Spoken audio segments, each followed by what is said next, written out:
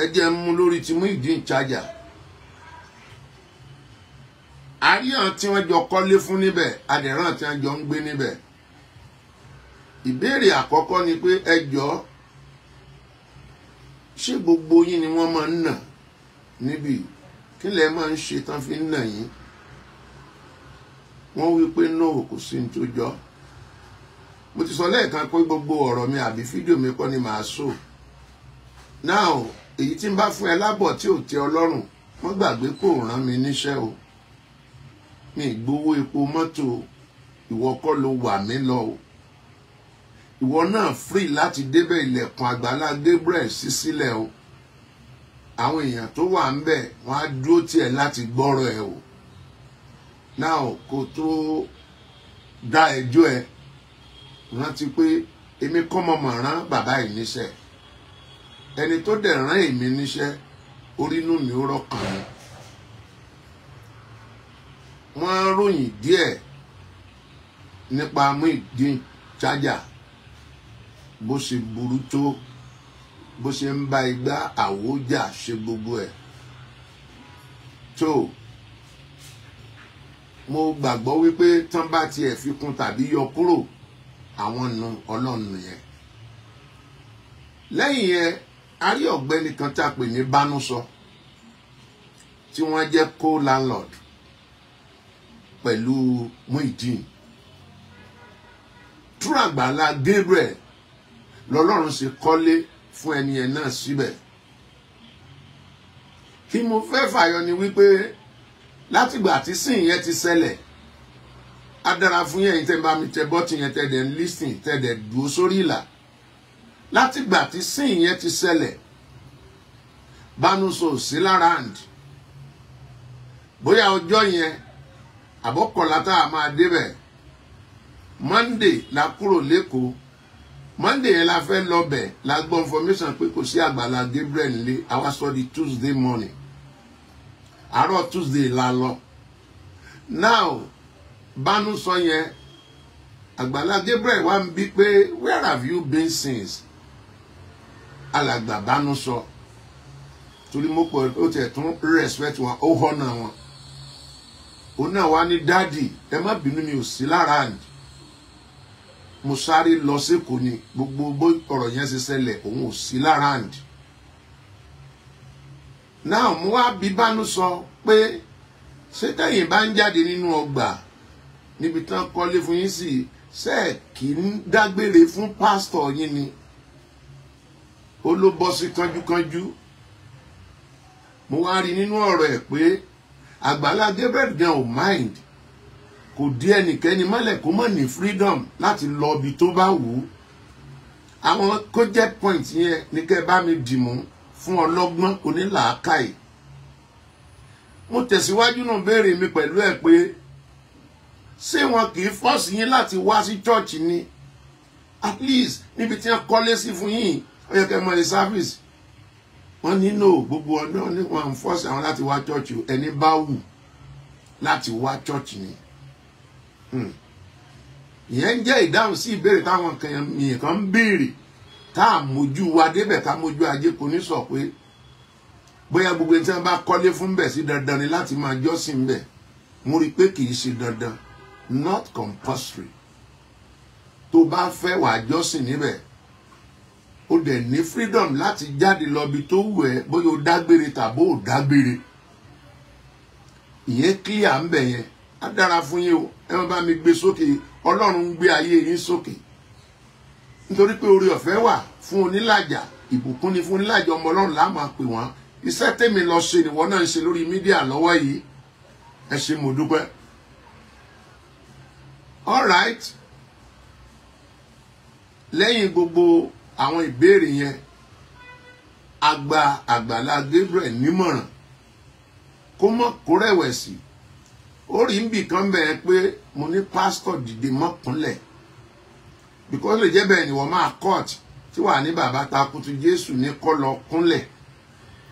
Ó lè gbé oríṣiríṣi sábẹ́ rẹ̀. Tọ́rọ́ lọ mọ̀ yín jẹ́ yín fúnra lára yín lọ. Pásítọ̀ dìde mọ́ kúnlẹ̀. Ṣùgbọ́n lọ ń da ní onírẹ̀lẹ̀ ní gbogbo ọ̀nà. Mo gbà nímọ̀ràn. mo advise ẹ, God bless you jàre bàbá Akínrin Ọlábọ̀dé adára fún yín.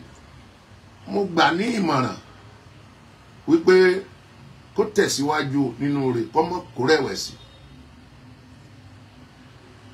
Lórí ọ̀rọ̀ Muyideen charger, mo rí pé bí nǹkan yẹn ṣe ń gbóná lọ́wọ́ kì í ṣe tá a lè sọ pé a fẹ́ parí lọ́wọ́lọ́wọ́ yìí, torí pé òye làgbà máa ń wò. Àdẹ̀ ń fi ipá mẹ́sìn dódò ká tó wá fi ipá mú kó mu omi rárá o. Ìgbéyàwó ọkọ níyàwó kì í ṣe by fire by force. Bí ó bá ṣe wù kálukú, òun náà ni ó ṣe lè ṣe ìgbéyàwó ọkọ ẹ̀. Mo gbọ́ yín Ìyábọ̀ Àbíkẹ́, God bless you.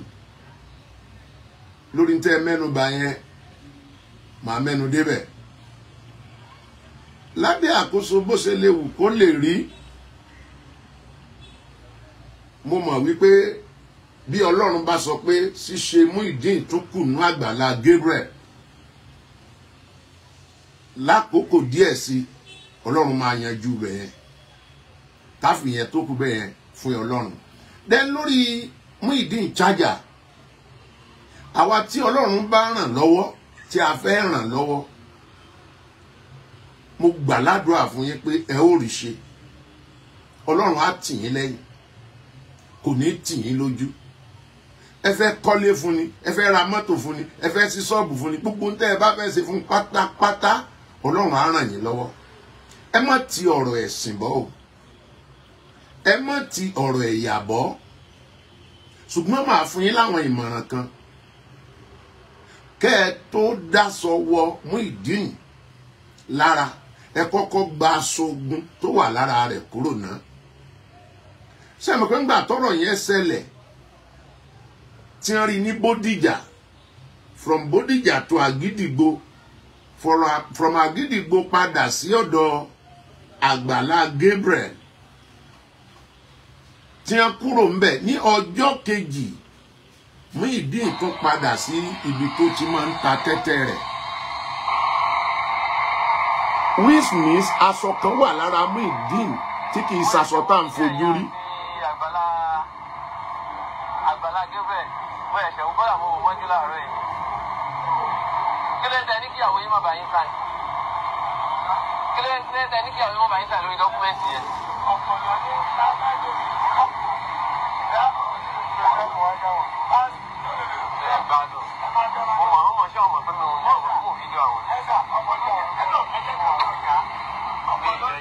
Mo ti sọ fún yín pé short ni máa sọ, ìwọ náà ti rí fídíò yìí. Lẹ́yìn tí Oríyọmí Hamzat bá gbàwé ilé bá sáìn tán, ọjọ́ kejì ìdí bàbá Ìjẹ̀bú la tún ti rí. Gbogbo àwa tá wá ń dá Àgbàlá Gabriel lẹ́bi pé kí ló dé tí wọ́n àti gbé ìwé ilé fún ṣáájú. Tó bá darí nínú ẹ̀mí tá fi làákàyè gbé for sure, sọ́gbẹ́ni ò ní talé láti ta bàbá Ìjẹ̀bú. Ó lè mọ̀ wú o, ó lè jẹ́ aṣọ ogun ìdílé. Ẹ kọ́kọ́ bá bọ́ kẹ́yìn náà má bàa wá jẹ̀bi lọ́jọ́ iwájú. Ọlọ́run á tì yín lẹ́yìn, gbogbo ẹni tó fẹ́ ti Muyideen charger lẹ́yìn. Àwọn èèyàn kan wà níta náà tí wọ́n pọ̀ tí wọ́n retí ìrànlọ́wọ́. Gbogbo ẹni tọ́lọ́ ń bá ràn lọ́wọ́, ẹnikẹ́ni tọ́lọ́ ń bá ràn ọ sí, ṣàánú wọn. Ṣé kí n má tàn yín jẹ? Bóyá lẹ́yìn ọjọ́ kejì yẹn la tún rí fídíò kan tí Muyideen ti ń wa ẹkún mu, ṣùgbọ́n tí ọ̀pọ̀lọpọ̀ rí bí ẹkún àbòsí àti ẹkún èké. Kí mọ́sálá ìṣó rẹ̀ gbogbo ẹ̀lẹ́ ti rí, gbogbo ẹ̀lẹ́ ti mọ̀. Ṣá sọ pé ọ̀gbẹ́ni dá ní dírámà ni. Gbogbo ń tó sọ ń bí ẹ ó ti gbọ́ dáadáa.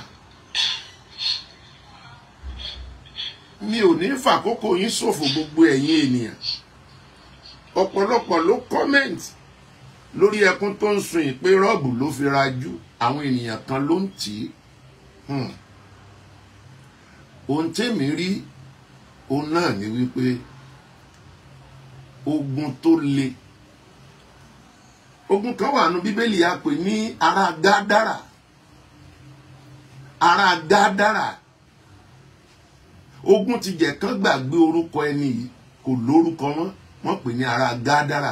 Kan ti ẹ̀ pè ní wèrè, ará Gádárà. Ọ̀pọ̀lọpọ̀ èèyàn ti gbìyànjú láti mú ogun ayé ẹ̀ kúrò, ṣùgbọ́n wọn ò rí mú kúrò títí tó fi di ayé Jésù Olúwa wa. Nígbà tó pàdé Jésù, fúnra ogun yẹn gangan, ló ní Jésù ọmọ Ọlọ́run, kí ló ṣe tèmi tirẹ̀?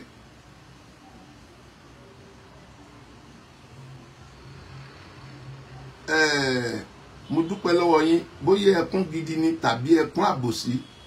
Ohun tèmi kàn try láti fàyọ ni wípé gbogbo wa ta ni lọ́kàn láti ràn lọ́wọ́, ẹ jẹ́ ká kó wá spiritual backup. Ohun tí mo mí níbẹ̀ yẹn, tógun bá le gan, bí wọ́n gbé èèyàn sínú ilé owó ní Central Bank, kò lè rí owó náà o, kò lè ṣàṣeyọrí o. Ẹni gbé sílé owó padà di ọ̀tá ẹ̀. Ẹ kíyèsí gbogbo ẹ̀yin ènìyàn. Jésù wípé kó jáde lára ọ̀gbẹ́ni yẹn, ogun yẹn yarí pé òun ò lè jáde. Jésù ṣẹ̀ṣẹ̀ wá béèrè kí lorúkọ ẹ̀, ó ní Lígíọ́nì, nítorí tí àwa pọ̀. Ẹni bá kàwé yẹn dáadáa, nígbà tí Jésù máa lé ogun yẹn jáde, ẹlẹ́dẹ̀ 2000 ló forí kó ogun yẹn lára ẹnìkan ṣoṣo. Ìyẹn ni pé ogun yẹn tó 2,000 ọ̀tọ̀ọ̀tọ̀. Ojú tá a fi wo nǹkan ọ̀tọ̀ọ̀tọ̀ ni o. Ẹ jọ̀wọ́, mo fi Ọlọ́run ọba bẹ̀ wá. Bí Ọlọ́run bá fi sí àkàtẹ láti ran Muyideen lọ́wọ́, láì máriwo dání, láì mú wàhálà dání, ẹ ṣe bẹ́ẹ̀. Àwọn tọ́lọ́run rìn mí náà lọ́wọ́ tí mò ń ṣe fún àwọn tó súnmọ́ mi, wọ́n mọ̀ mí.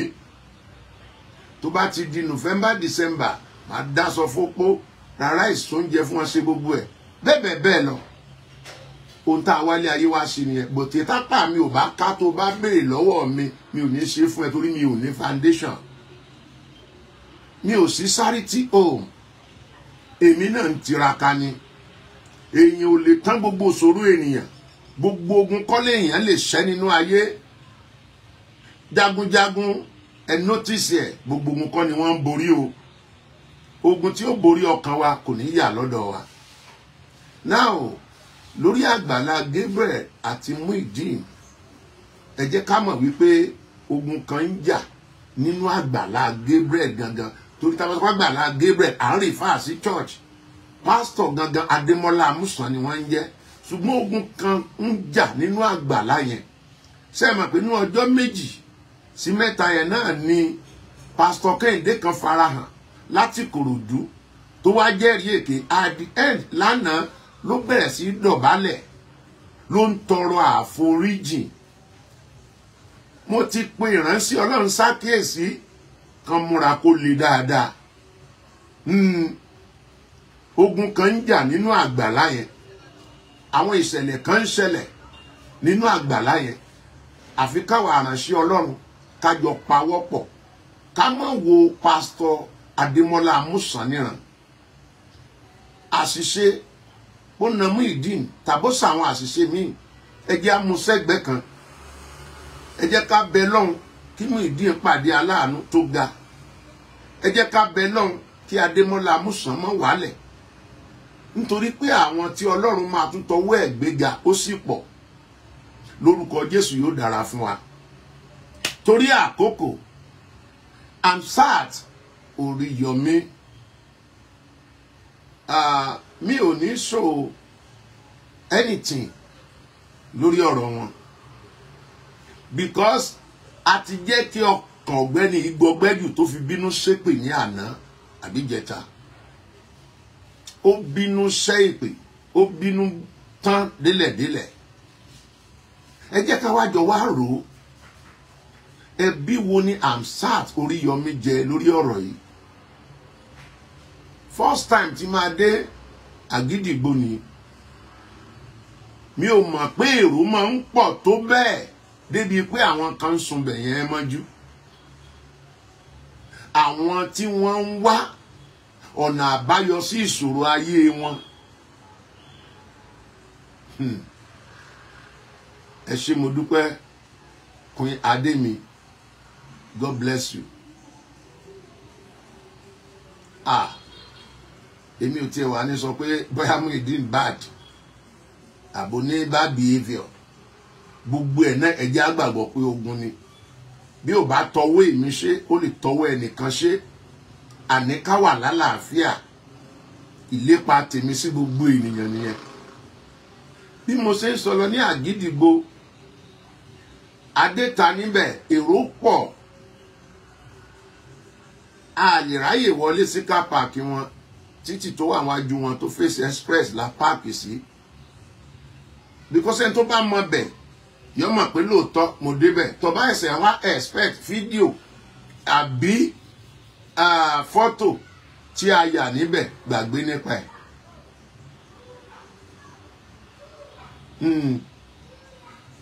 ẹ ṣé now lábẹ́ àkóso bó ṣe wù kó lè rí adúró síta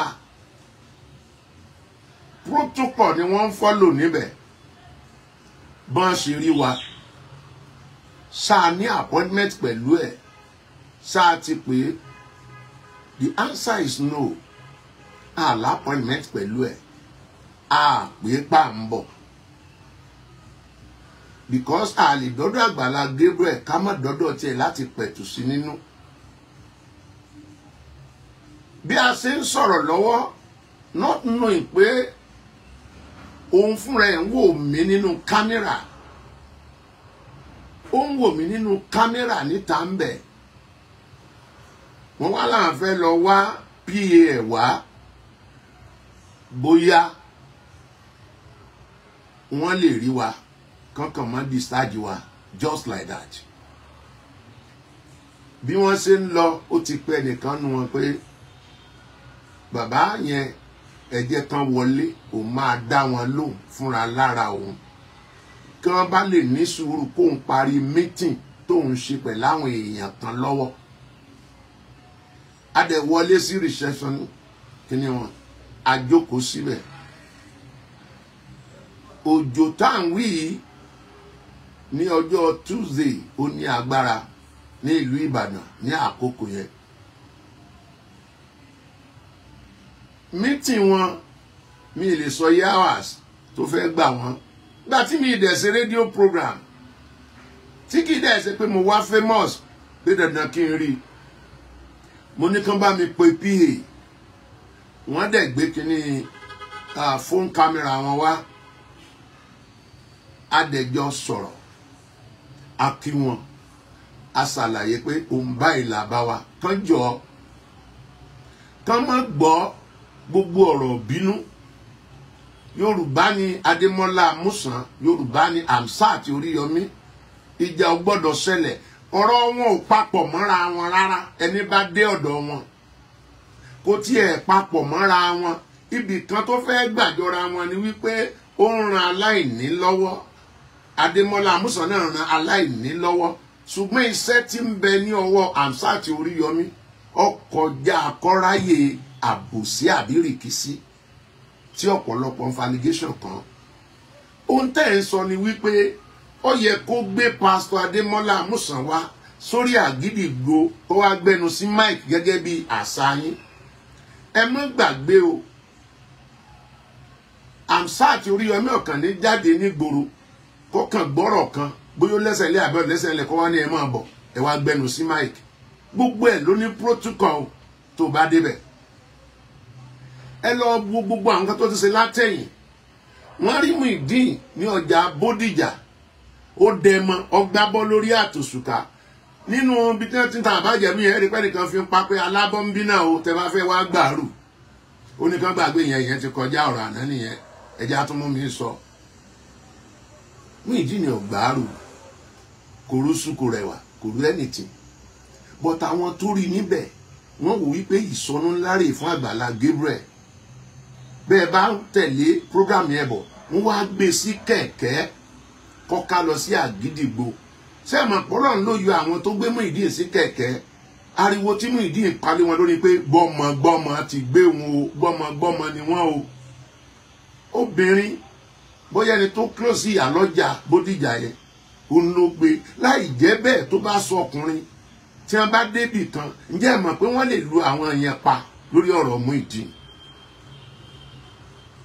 nígbà tí wọ́n fi ojú kan Amsat Oríyọmí máa bọ̀ nílé l'Àgídìgbò ó ní rárá nǹkan kan náà ní ẹ̀yin àti Àgbàlá Gabriel òun ò lè wọlé sọ́dọ̀ yín from there ebi ẹni yẹn ṣe bísí tó bá follow gbogbo kínní yẹn ọdẹ kó mọ́tò méjì mẹ́ta sọ́nà wọ́n gbé sínú mọ́tò wọ́n dẹ̀ wá sí Àgbàlá Gabriel ọ̀nà jìn díẹ̀ síra wọn tí ẹ bá wá lè fi iṣẹ́ ìfọ̀nà ẹ̀ sílẹ̀ pé kó má bàjẹ́ fún ẹnì kejì òun tó jẹ́ pásítọ̀ tá a bá wá ń dárú ẹni bẹ́ẹ̀ lẹ́bi yóò kù díẹ̀ káàtó tó bá jẹ́ yín lẹ mú ẹjọ́ yẹn lọ nísìn pé Amsat o nǹkan báyìí yá jẹ Àgbàlá Gabriel o bá ní invite Pastor Adémọ́lá kó wá gbẹnu sí mic ẹ dùn tán á mọ̀ pé ẹ̀yin lẹ mẹ́jọ lọ ẹ ti rojú ẹnu yín á ti gbọ́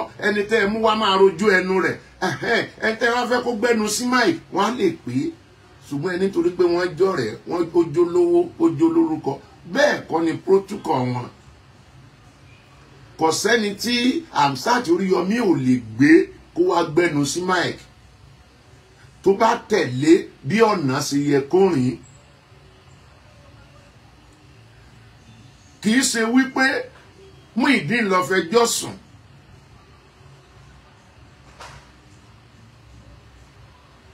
God bless you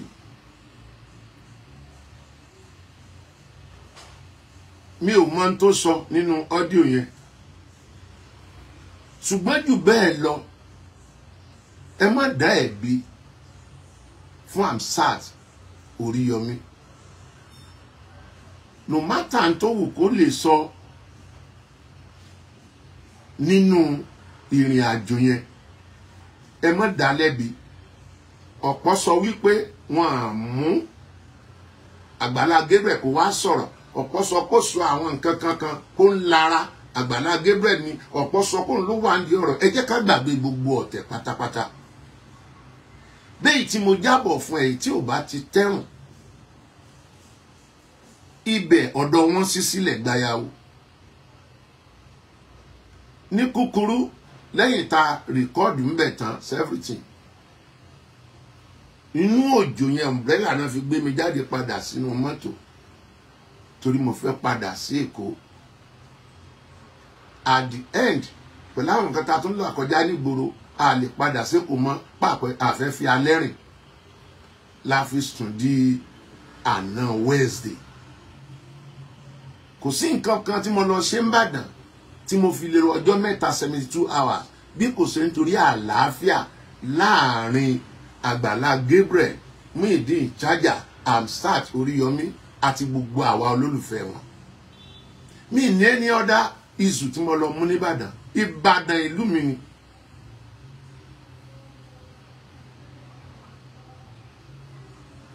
God bless you. Now, Ìbàdàn ìlú mi ni tí bá ní nǹkan ṣe ń bẹ̀ máa lọ. But lílọ èyí tí mo lọ yìí mi ò ní nǹkan kan tí mo lọ ṣe rárá àti rárá ṣùgbọ́n fún àlàáfíà. Èmi wá fẹ́ kí gbogbo èèyàn tó ní nínú láti máa jẹ́ kí ọ̀rọ̀ yìí máa tún tàn kálẹ̀. Ro tọjọ́ orí mi, ro ti wàhálà mi, ro towó epo mọ́tò mi, ro ti stress mi, ẹ jẹ́ kó tán o.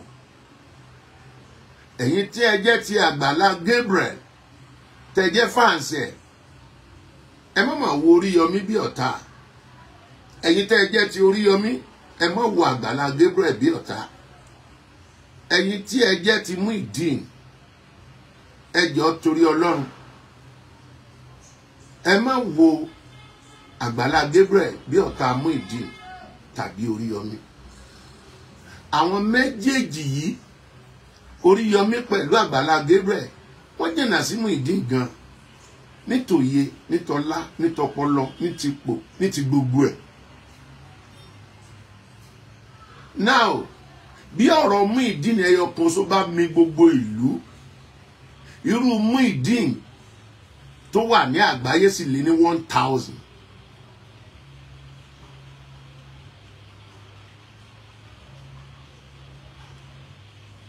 Ó tó 1000.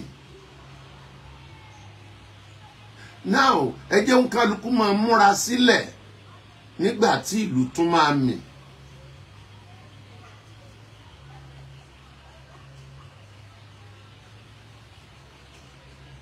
Yóò dára fún wa.